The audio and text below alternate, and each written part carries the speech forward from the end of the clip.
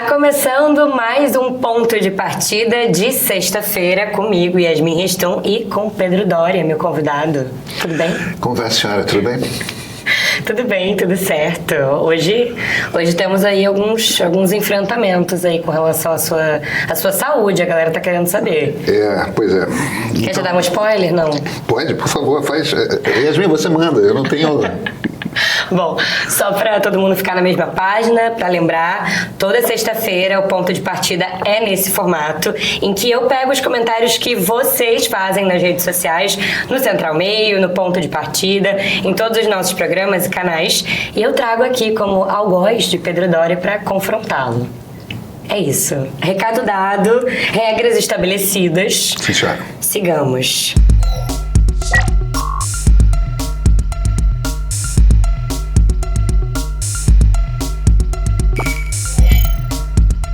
Eu vou começar logo com esse aqui do usuário Pipe6436.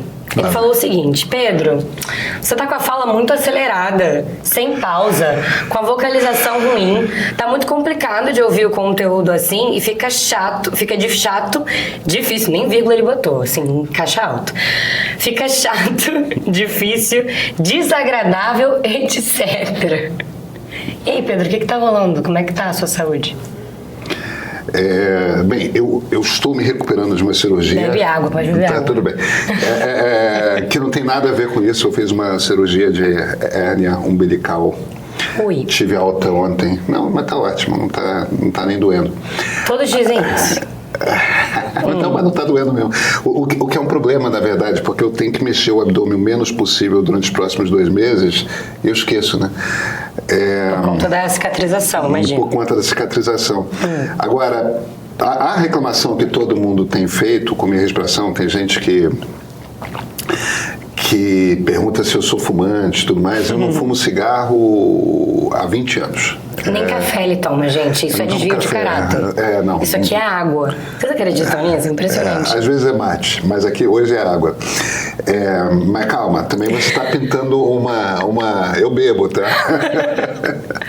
Às vezes, com parcimônia. Não é com tanta parcimônia assim, não. Eu sou jornalista, Yasmin. É preciso, o Brasil me obriga a beber. O Brasil me obriga. Mas eu tenho asma. Eu não tinha asma. Então, eu sou um adulto aprendendo a ter asma, que é uma coisa meio que rara. Porque, em geral, a asma é uma coisa que você traz da infância. Então, você passa a infância aprendendo. Só que a herança de 3 Covids, para mim, foi asma. Eu uso 2 bombinhas diferentes. Tem uma bombinha que eu uso todo dia de manhã, antes de escovar os dentes. E eu tenho uma outra que é um SOS. E não tem jeito, eu estou aprendendo a lidar com o ar que falta. Então, muito dessa reclamação... Muito dessa reclamação é que, literalmente, a quantidade de ar no meu pulmão não dura o tempo da frase. Então, eu estou, às vezes, terminando a frase, buscando ar para terminar a frase. Aí eu tenho que respirar fundo e ir para a frase seguinte. É o que é. Eu planejo... meu grande amigo Bruno Gouveia, que é vocalista do Biquíni Cavadão, e eles estão fazendo esse fim de semana 40 anos no Circo Voador. O Bruno já me recomendou a fonoaudióloga dele. Isso que eu ia falar. Se juntar com o músico é a melhor coisa. Não, pois é. Eu vou atrás dessa fono, mas é isso. Eu faz 2 anos que sou uma pessoa que tem asma, eu nunca tive. Estou aprendendo a... Tem todo o processo de, sabe? Primeiro, você tem que descobrir o que está acontecendo. Nunca me ocorreu. Foi meu cardiologista que descobriu, pela minha respiração, que eu tinha asma. Então, tinha uma tosse constante que eu descobri que tinha a ver com asma e eu não sabia que era e tal. Enfim, cara, é isso. Tem umas pessoas, tem uns comentários que são muito divertidos nessa coisa da asma, porque teve um que se virou pra mim, olha, desse jeito não dá, melhore. Seja melhor do que isso, entendeu? Tá bom. Nasce de novo, cara. Como assim? Você tem que corresponder às minhas expectativas, entendeu? A internet é um espetacular. Meu Deus. Olha, eu entendo o que você tá falando, porque eu fiz uma operação, fugindo totalmente do assunto, mas enfim, rapidamente. Eu operei o desvio de septo. E, enfim, eu não tinha... Meu nariz já não é muito grande. E aí já não tinha espaço dentro. E aí, eu não sei como é que eu respirava antes. Eu sei que quando eu tirei aquela... Tipo um exoesqueleto, que eles colocam uma estrutura com muita gaze para, pós-cirurgia. E assim, foi uma época, uns 5 dias de terror, assim, que eu tomei aqueles remédios tarja preta para apagar, porque eu sentia muita dor, eu tinha vontade de tirar aquilo, um descontrole emocional, porque você não consegue pós-cirurgia respirar pelo nariz, ele fica tapado. 5 dias depois, quando eu fui retirar a estrutura, a médica, a minha otorrino, virou pra mim: respira, vai, e aí, como é que você tá? Vê se tem alguma outra coisa. Eu tô com medo, não consigo. Aí ela: não, respira. Aí quando eu fui puxando, o ar ia entrando, mas parecia que tinha 2 pastilhas de menta aqui dentro. E aí eu fui indo e não acabava. E aí quando eu fui falar, eu engasguei, eu tossi. Ela falou assim: é normal. Eu fiquei apavorada, porque eu engasguei com ar. Cara, ar eu acho que as pessoas não têm noção de como que era uma maravilha. Sabe? Cara, é uma maravilha, respirar é uma delícia. Até você não ter, né? Enfim, acho que a gente viveu coisas opostas, porque eu não tive até os 29 anos e aí fiz a cirurgia e agora você tá... Eu com 48 fui tendo isso ganhar asma. Capado. Mas enfim, pessoal, paciência. Pedro vai aprender, ele é resiliente. Vou melhorar, tá? Seguindo. Olha, o primeiro comentário não, né? Já o segundo, mas enfim, pertinente aqui aos assuntos do Central Meio, de terça-feira. O Ikeda, ele questionou a sua definição de burguesia como sendo a classe média. Ele escreveu o seguinte no Instagram do Meio: dizer que a classe média é a burguesia é um erro conceitual, porque burguesia é um termo específico dentro da teoria marxista e da história econômica. A burguesia se define como a classe que detém os meios de produção, ou seja, fábricas, empresas, bancos e propriedades que geram lucro a partir do trabalho alheio. Já a classe média, embora possa ter certo conforto financeiro, não controla os meios de produção e, na maioria dos casos, depende da venda de sua força de trabalho para sobreviver. Além disso, ele vai acabar. Além disso, o conceito de burguesia não é um termo genérico ou flexível, mas sim uma categoria analítica precisa usada para compreender a estrutura social e econômica. Nas ciências humanas, os conceitos são ferramentas fundamentais para a análise e interpretação da realidade. Assim como um cientista não pode distorcer um conceito químico para encaixá-lo em uma narrativa qualquer, tô achando que ele tá te dando um recado. Um intelectual sério não pode modificar conceitos fundamentais sem rigor teórico. Conceitos não podem ser usados de forma arbitrária ou emocional. Eles servem para explicar e compreender o mundo, não para justificar discursos políticos imprecisos. Eu discordo muito, ele está fundamentalmente errado em vários pontos. O primeiro ponto é o seguinte: primeiro, ele está querendo estabelecer que o conceito da palavra burguês só pode ser dado pelo marxismo. E isso não é verdade. A palavra já existia antes de Karl Marx. E o burguês é o cidadão da cidade, é o cidadão do burgo. É isso. Quando a gente fala de uma revolução burguesa no final do século XVIII na França, quando a gente fala de uma revolução burguesa no final do século XVIII nos Estados Unidos, aquilo eram revoluções burguesas, aquelas eram revoluções feitas pela classe média urbana, por pequeno gente, dono de loja de ferragem, dono de... eram essas pessoas que...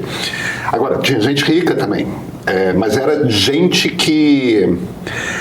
era um novo tipo de gente que estava aparecendo, porque quando você vai para para uma idade média, por exemplo, você tem um outro tipo de organização social.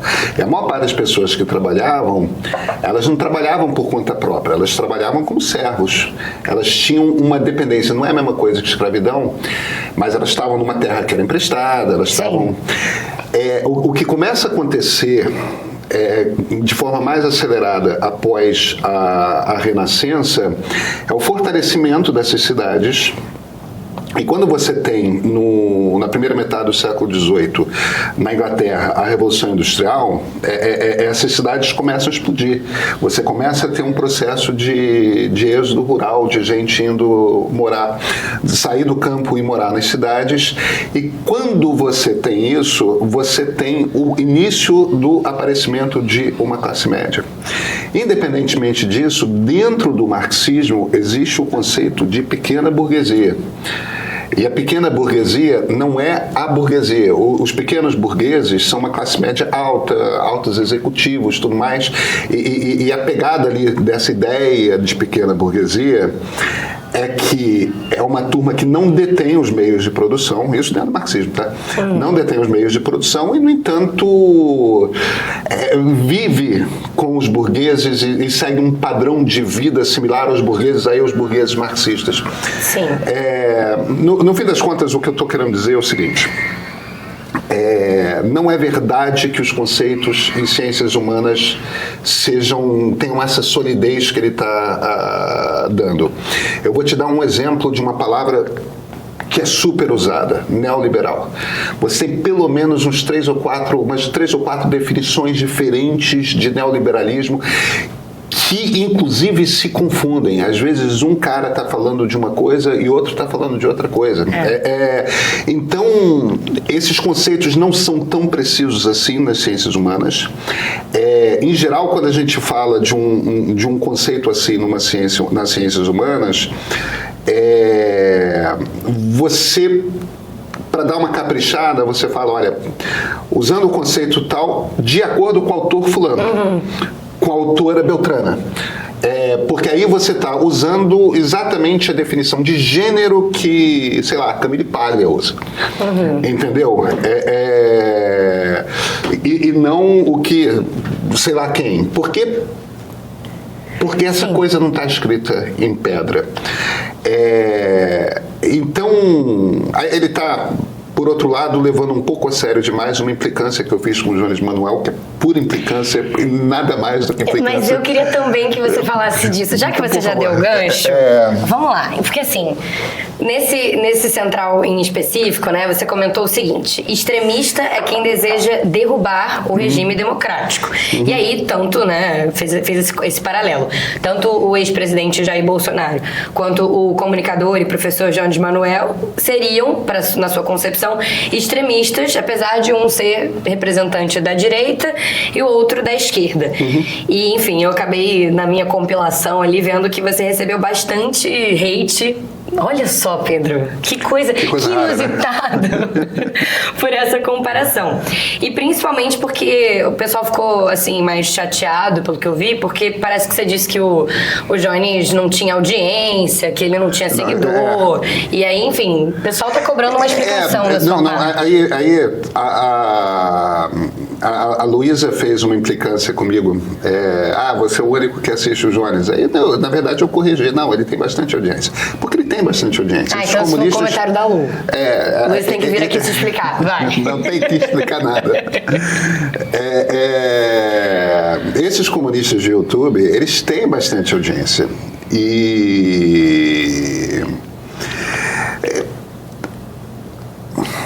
Cara, veja, Yasmin...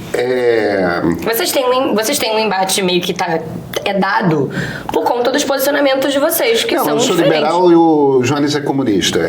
São visões de mundo bastante distintas. O comunismo é por natureza iliberal. E nenhum problema. É o que é. Você poderia dizer que um liberal é comunista ou anticomunista, e é mesmo. Bom, é isso.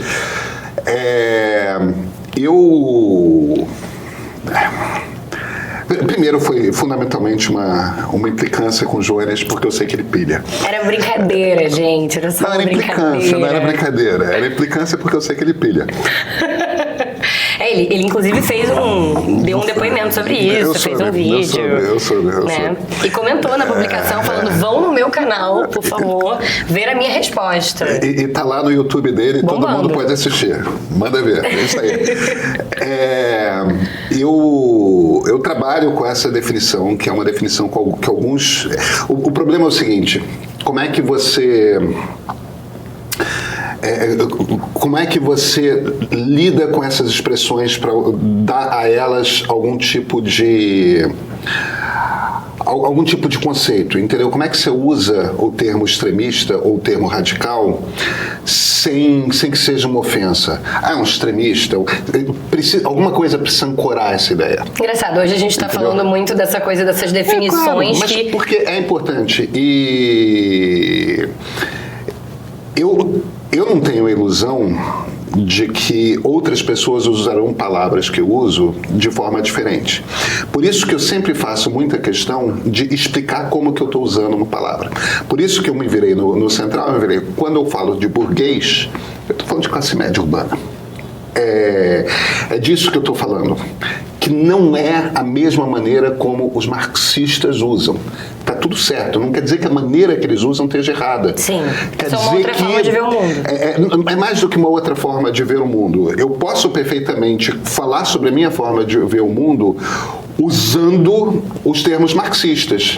É só que, para ser claro, você tem que explicar como é que você está usando o termo. Então, como é que eu distingo o militante extremista do militante radical? O militante radical é aquele que está disposto a usar a violência e quebrar a lei,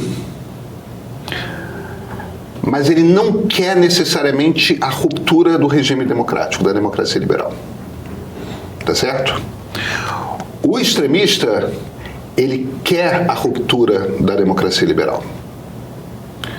Essa é a diferença. Então, um black bloc que vai lá e quebra uma vidraça de banco, que bota fogo num ônibus, ele é um radical. Sim. Entendeu? Dá até pra dizer que tem um flerte ali com o anarquismo, enfim. Isso, tudo bem. Mas aquilo é um exercício radical de política. Eles estão usando violência e eles estão dispostos, eles acham que o uso de violência, principalmente contra patrimônio, tem radicais que fazem violência contra a gente mesmo, tá? Sim. Eles acham que esse tipo de violência é uma maneira de chamar a atenção para a sua pauta política. Eles acham que é legítimo e estão dispostos a ser presos por isso. Isso é o radicalismo. Depois do radicalismo, tem o extremismo. O extremista quer a ruptura da democracia liberal. O Jones quer a ruptura da democracia liberal. Ele quer a revolução do proletariado. Ele não acredita nessa democracia. Aí ele vai se virar e falar que, não, porque a minha que é democracia de verdade. Tudo bem, a minha é democracia liberal. A minha é essa aqui. Então, é só isso. Agora, eu só quero deixar uma coisa clara, porque é importante, piadas afora. A extrema-direita me preocupa no Brasil. A extrema-esquerda não me preocupa no Brasil. E por um motivo muito simples. A extrema-esquerda não tem voto. Tem audiência no YouTube, mas não elege vereador. Sei lá, 1 ou 2 vereadores. A extrema-direita tem a capacidade de eleger presidente da República. Jair Bolsonaro é um extremista de direita que chegou à presidência da República. Então a gente tem que ter também uma noção de... quando a turma de direita se vira, nunca fala de extrema-esquerda. Não, existe extrema-esquerda. O Jones é de extrema-esquerda. Stalinistas que querem a revolução do proletariado são de extrema-esquerda. Eles só não são relevantes na política brasileira. Eles não têm voto. Força, entendeu? De articulação para... não tem gente o suficiente prestando atenção neles. Perfeito. É diferente com a extrema-direita. Perfeito. Pedro, mudando de assunto... Desculpa, Jones... Ele não para, depois reclama. Pedro, mudando de assunto, em um dos pontos de partida dessa semana, você afirmou que o homem brasileiro, jovem e periférico, a gente na verdade não está mudando nada de assunto, né? Mas enfim, é o principal alimento do bolsonarismo. E parte da responsabilidade disso é de todos nós, brasileiros, que olhamos para esses caras com desdém, né?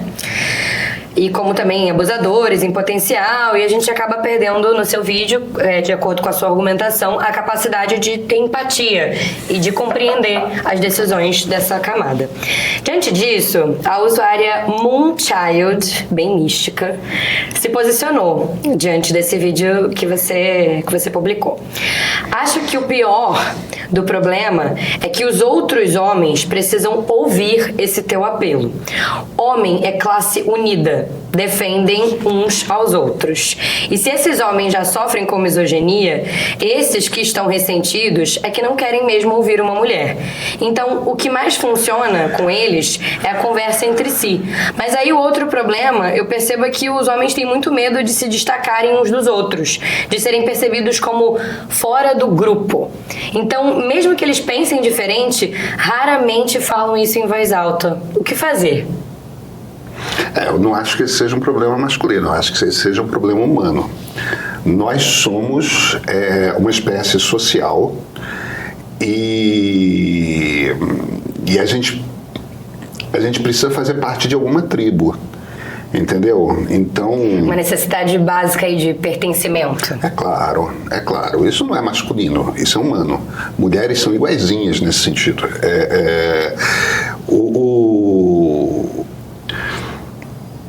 É que eu acho que ela também está partindo de um conceito, acho que até que em parte ali, algumas correntes do feminismo desenham dessa questão da patotinha dos caras que ali se ali defendem e não, quando vem alguma situação, cara, mas será que você não acha que isso aqui não divergem para manter ali a broderagem de alguma maneira? Eu acho que é isso que ela está querendo trazer. Mas veja, que isso impede essa mudança, essa reflexão. É claro que isso existe. É claro que patotas existem.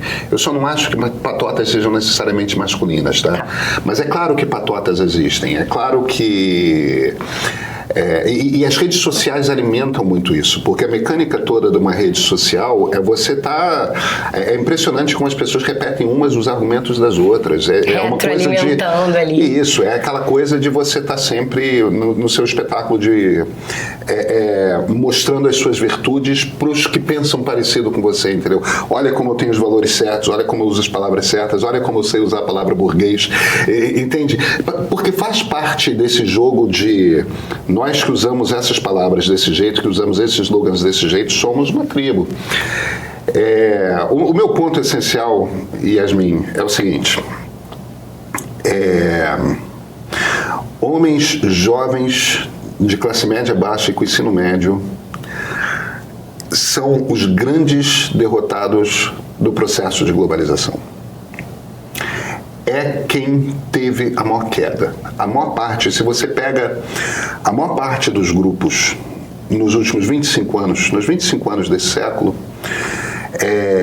mulheres tiveram uma expansão de direitos. A comunidade LGBTQIA+, teve uma expansão de direitos. Negros tiveram expansão de direitos. Eu não estou dizendo que está resolvido. Eu não estou dizendo que não tem problema para resolver. Eu não estou dizendo que as coisas tão boas. O que eu estou dizendo melhorou. Quando você compara como era 25 anos atrás e você olha hoje, está melhor. Pode até não estar melhor o suficiente, pode tudo. Agora, esse grupo em particular tinha uma vida melhor 25 anos atrás do que tem hoje. A sensação, isso não é uma coisa brasileira, isso é algo que se sente em todo o Ocidente. A principal razão disso, a gente já conversou sobre isso aqui várias vezes, a principal razão disso as duas principais razões são: temos uma cultura que bota o homem no lugar do provedor. E essa é uma expectativa que não é só de homens, é de mulheres também. Então, o valor que se dá para você como homem é a sua capacidade de trazer renda para dentro de casa. Se a sua capacidade de trazer renda para dentro de casa cai, a sua percepção de valor interno cai junto. É um troço, se você quer abalar profundamente o ego de um homem, faz ele sofrer uma queda de renda brutal e ter de explicar isso dentro de casa. Eu acho que isso me abalaria muito também, mas... Não, a qualquer um. Mas eu tô entendendo. Você está falando dessa questão desse papel que ele exerce ali, socialmente, familiarmente. O problema é que é um troço muito ancorado na identidade. Aí não adianta você ficar falando... precisamos redefinir o papel do homem. Claro que precisa. Entendeu? É claro que a gente precisa caminhar para um mundo em que esse papel entre o marido e a mulher, estou falando evidentemente de casais heterossexuais, seja mais dividido. E certamente em algumas classes sociais essa coisa é. Eu já tive diversos momentos em que minhas mulheres ganhavam mais do que eu. E isso nunca mexeu comigo. Isso nunca mexeu dentro de um casamento meu. Mas eu não sou um homem de classe média baixa com ensino médio. Eu sou jornalista, vivo num ambiente e numa profissão em que há mais mulheres hoje do que homens, então é uma profissão que passou mais cedo por esse tipo de mudança. O ponto que eu estou fazendo primeiro você tem essa questão do provedor, e depois você tem essa questão que é o emprego bom que existia para esses homens deixou de existir, que é o emprego de operário. Não tem mais emprego de operário. E não tem mais emprego de operário não é por causa de desindustrialização, é por conta de automação. Isso não tem nada a ver com as indústrias terem ido para a China, embora tenha um pouco. Tem muito a ver com o fato de que mesmo na China você não precisa mais de operário. Então, como você diminuiu em muito a quantidade de empregos, pela primeira vez, desde os anos 30, se você pega no Brasil, desde os anos 50 em boa parte do mundo, existe uma geração de homens, que são os homens que estão com 20, 30 anos, que não têm a expectativa de ter uma vida melhor do que os seus pais. Que a sua expectativa é de que terão uma vida pior do que os seus pais. Isso é um problema real, é um problema da sociedade. Esse troço mexe com status, com a percepção de valor desses homens. Isso imediatamente gera um ressentimento imenso, e ressentimento, na mão da extrema-direita, é uma arma maravilhosa. E aí eu não me falo apenas da esquerda, não. É a mesma coisa para nós liberais. Enquanto a gente não conseguir construir discurso que inclua esses caras, enquanto a gente não olhar para esses caras, enquanto a gente não conseguir pensar em políticas públicas para esses caras, ali é o ovo da serpente sendo chocado. Enquanto a gente não conseguir entender que tem um problema e que a gente precisa ajudar essa turma, entendeu? A gente precisa construir um mundo melhor pensando nessa turma. Em vez de ficar falando que eles são machistas, são horrorosos, são fascistas, são isso, são aquilo, a gente só está empurrando essa turma para os braços da extrema-direita. Perfeito. Não vou nem rebater. Dessa vez eu vou deixar passar. Sabe por quê? Eu quero passar por 2 comentários agora sobre um vídeo do Ponto de Partida em que você repercute o baque na economia americana do início dessa semana, que a gente aí tá entendendo que pode ser um início aí da derrocada do governo Trump, que pode acabar, inclusive, não permitindo que ele chegue ao final do mandato. Isso. Inclusive, sobre esse assunto, eu só queria trazer um comentário em específico. Eu acabei lendo uma coluna do New York Times, do David Brooks, e ele diz que ele fala que o Trump justamente tem essa admiração pelo século XIX americano, e ele conclui que, embora o Trump possa identificar corretamente alguns problemas atuais, a sua abordagem disruptiva e anti-institucional, reminiscente do século XIX, é inadequada para construir soluções eficazes, assemelhando-se mais a uma monarquia eleitoral. Achei interessante esse termo que ele trouxe. Monarquia eleitoral personalizada e propensa à instabilidade, né? Diante disso, eu vou trazer um primeiro comentário do Dr. Hakim no YouTube. Ele falou o seguinte: sabe aquele restaurante que o influencer indica? Hypado, fila na porta, instagramável, etc. Só que aí você chega lá e o atendimento é horrível, a comida é horrível, o restaurante só é bonitinho no ângulo certo. Bom, parece que o Trump é esse restaurante. Eu não sei se o Trump é esse restaurante e eu não sei quem recomendou o Trump. Você jantaria nesse restaurante, Pedro Doria? Não, mas eu também não teria recomendado. A sua bolha ia te impedir de chegar até aí. Talvez. Eu gosto mais do comentário do David Brooks. Eu explicaria a coisa. O Brooks é um conservador brilhante e é uma das vozes conservadoras mais inteligentes na imprensa americana. Eu gosto muito de ler o Brooks porque a gente não tem muito disso, sabe? Essas vozes conservadoras absolutamente democráticas, inteligentes, razoáveis e o melhor do conservadorismo, as melhores características do conservadorismo, eu acho que você lê constantemente nas colunas do David Brooks. Eu sou um leitor dos livros dele e tal. Eu gosto do Brooks. Ai, facilitei muito pra você, que saco. Foi. Tá, vai. Acontece. Agora, tem um ponto aí que eu acho que é interessante quando ele fala dessa monarquia constitucional, que o Brooks está falando, na verdade, é de uma coisa que a gente aqui no Brasil conhece. Patrimonialismo. Que é o sujeito que, estando no governo, ao invés de governar com a burocracia do Estado, ao invés de governar com as instituições, governa como se o Estado fosse dele. Como se ele pudesse fazer o que quiser, porque a partir do momento que ele foi eleito, ele pode fazer o que ele quer. Plenos poderes. Plenos poderes. Não é plenos poderes, não é necessariamente que plenos poderes seria passar a um ponto em que você é ditador. Mas acho que é a sensação, talvez. Uma sensação de... A parada do patrimonialismo é você governar como se o Estado...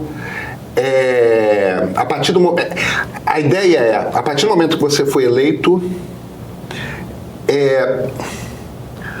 você pode atropelar as instituições porque você quer. Claro que depois que você deixa de ser presidente, isso passa. Mas é um pouco diferente de ser um ditador. Mas se eu quero dar um contrato para um amigo meu, eu não tenho que passar por uma lei de licitação. Entendeu? As leis valem para mim quando... Talvez seja mais fácil explicar o patrimonialismo através do seu contrário, que é a estrutura de um Estado liberal. A estrutura de um Estado liberal tem uma burocracia e a gente compreende que existem estruturas e decisões que não deveriam ser tomadas por uma pessoa eleita. Eu vou te dar um exemplo. O Banco Central é independente. Perfeito. Tá certo? O presidente da República indica o presidente e os diretores do Banco Central. Ele é aprovado pelo Congresso, em geral o Senado, às vezes pelo Congresso, depende do país. E quando esse presidente do Banco Central e essa diretoria vão para o Banco Central, a partir do momento que ganharam o mandato, eles podem tomar decisões, não importa o que pense o presidente da República. A revelia de qualquer cara feia. Então, o Congresso estabelece que a missão do Banco Central é manter a inflação em, no máximo, tanto. Então, a missão do presidente do Banco Central se eu preciso aumentar a taxa de juros, se eu tenho que aumentar o empréstimo compulsório, ele tem umas ferramentas ali e ele atua.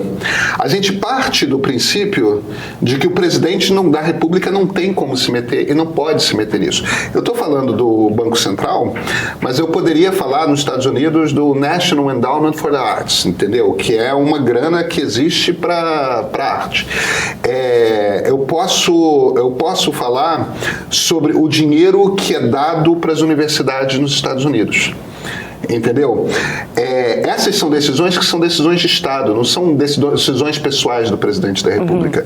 O dinheiro que vai para uma universidade não passa necessariamente como critério pela opinião do presidente da República. Se o presidente da República concorda com aquilo que os professores de uma determinada universidade dizem ou não. O critério é um critério técnico estabelecido por uma burocracia do Estado, por uma estrutura que é independente. É isso que uma democracia liberal quer ter. Estruturas do Estado, agências reguladoras, esse tipo de coisa, que funcionem independentemente da opinião pessoal do presidente ou da presidente da República. O que o Trump faz é achar que não. É achar que universidade, para ganhar dinheiro, tem que concordar comigo. Se vai ganhar dinheiro do governo federal, eu decido se vai dar ou não. Entendeu? Tem gente lá dentro do governo Trump que é contra o Banco Central Independente, que acha que, não, como assim o Fed pode ficar aumentando o juro quando quer, sem passar pela Casa Branca? Tem que ser o presidente. Então, é um pouco essa presidência personalista, por assim dizer, ou patrimonialista, no sentido de que você vê o Estado como um patrimônio seu. Eu acho que é uma maneira diferente de explicar isso que o Brooks estava explicando. Monarquia eleitoral personalizada. Patrimonialismo, Max Weber. Mais simples. Max Weber, na veia. Perfeito. O Edilson Luiz da Silva comentou também o seguinte sobre esse vídeo do Trump. A visão do mundo do Trump, ela se restringe ao umbigo dele. Quem se aproveitou bem da globalização, tentar se fechar num nacionalismo estúpido é pedir para ser retirado da presidência mesmo. Eu acho que ele quis dizer o seguinte, para quem se aproveitou bem da globalização, acho que os Estados Unidos, tentar se fechar num nacionalismo estúpido é pedir para ser retirado da presidência mesmo. A antipatia que esses dois têm atraído para si, agora ele está falando do Elon e do Trump, e para os Estados Unidos, pode gerar prejuízos ainda maiores. O que me surpreende é o Trump estar fazendo justamente o que ele prometeu e aparentemente ninguém ouviu o discurso dele. Gostaria de ver uma análise sua sobre o Milei, que é muito festejado pelos liberais daqui, pois você, gostando ou não, Pedro, ao se assumir liberal, está vestindo a camisa de Bananinha, Nicolás Ferreira, Van Hatten e outras pessoas dessa estirpe que adoram ostentar essa faceta. Ele deu uma volta, né? Mas eu acho que eu não entendo o que ele quer dizer. O ponto aqui é, primeiro, o Milei é libertário, não é liberal. O Milei conseguiu atacar a inflação argentina. O problema é que, do jeito que ele atacou a inflação argentina, eu não estou dizendo que ele tinha um problema simples para resolver, não. Da maneira como ele atacou a inflação argentina, ele jogou a renda média do argentino no chão. Então, os argentinos estão muito sem dinheiro. Bastante impopular, né? Não. Ele é muito popular. No momento, Javier Milei é muito popular. Mas a medida em si? A medida é popular porque as pessoas entendiam, e o Milei deixou claro a respeito disso, que ia ser um período duro, que ele precisava arrumar. E os argentinos entendiam que a desorganização da economia estava de um tal jeito que a arrumação vai ser dolorida. Tá? Qual é a dúvida que eu tenho a respeito do Milei? Algum período de dor para melhorar uma situação extremamente desarrumada, porque a economia argentina era um desastre, entendeu? Cadê o plano inflação, real, né? Ficou faltando. Essa é uma outra história, mas isso é culpa dos Kirchner. Eles não terem tido um processo similar ao Brasil, mas enfim, a gente não precisa entrar nessa história. Sim. O problema é o seguinte: algum período de dor as pessoas aguentam. Qual é o teste de fogo para o Milei? O teste de fogo para o Milei é se ele consegue melhorar a qualidade de vida dos argentinos antes dos argentinos começarem a encher o saco da dor. E eu não sei qual é essa resposta, mas o teste em essência é esse. No momento, o Milei é popular. Agora, Jair Bolsonaro é iliberal. Entendeu? Bananinha é iliberal. Eles não acreditam na democracia liberal. Eles tentaram derrubar. O Bananinha é o cara que falou que um soldado e um cabo derrubavam o Supremo Tribunal Federal. Está descobrindo a duras penas que não é exatamente assim, né? O ponto essencial que eu estou fazendo eu não entendo a crítica de dizer que no momento que eu me afirmo liberal, eu me aproximo de Jair Bolsonaro, que é, na essência, iliberal. Eu não sei do que ele está falando. Eu acho que hoje a gente falou muito sobre essa questão conceitual, né? Todos os assuntos que a gente passou, né, pelos quais a gente passou, a gente está falando sobre essa briga de conceitos. Eu sei, e tem essa coisa maluca, muita gente de esquerda no Brasil tem uma caricatura do que liberalismo é na cabeça, entendeu? A ideia é que você crie um Estado em que todos são iguais perante a lei, em que os direitos de todos sejam respeitados da mesma forma e que ninguém vai ser tratado de uma forma distinta. Isso não quer dizer que todo mundo vai estar na mesma classe social, isso não quer dizer que todo mundo vai estar na mesma situação econômica, mas isso quer dizer que todo mundo terá direito às mesmas oportunidades. Isso quer dizer que todo mundo vai ter direito à dignidade, que você não vai passar fome, que você não vai ter um teto, que saúde você vai ter, que acesso à educação de qualidade, pelo menos até o ensino médio, você vai ter. Quer dizer, isto é ser liberal. Ser liberal não é outra coisa. Aí, claro, a gente começa a derivar um monte de ideias a partir desse conceito essencial. Mas o conceito no core é esse. Não quer dizer que a democracia liberal esteja dada. É difícil de construir e é um processo de construção contínua. Então, o Christian fala no nosso documentário uma coisa interessante, que é a democracia está sempre atrás de uma desigualdade para consertar, porque sempre existem desigualdades que você precisa consertar. Quando, a gente... Até porque acho que a gente parte do mesmo princípio que você falou, assim, quando a gente tem um aumento de direitos, uma conquista, um ganho ali de direitos de um determinado grupo, necessariamente, mesmo que a gente tenha ali, agora estamos em pé de igualdade, mas o outro grupo acaba se sentindo muitas vezes... mas é isso. Eu acho que é um equilíbrio... ficar eu ia falar natural, mas não é isso. É o equilíbrio do próprio sistema, assim. Então, é um processo. E não é só isso. Os valores da sociedade mudam com o tempo. Então... tem isso, né? Não, pois é. Eu te dou um exemplo evidente. A comunidade LGBTQIA+. Sim. Se você vai nos anos 70, não era percebido, não era sequer visto, sequer percebido como um desequilíbrio de direitos o fato de não haver casamento homoafetivo. Sim. Hoje, você sugerir que um homem não tenha direito a casar com quem ele ama, porque a pessoa que ele ama é um outro homem, é inconcebível. Inconcebível.